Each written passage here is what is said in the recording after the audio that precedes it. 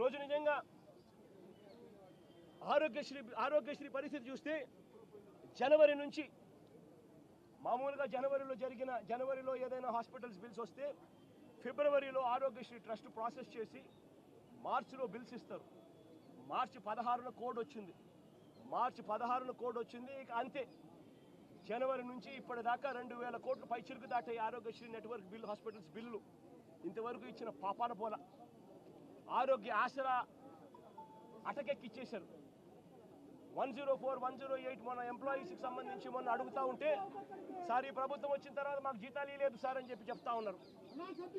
ఈరోజు మెడికల్ కాలేజీలు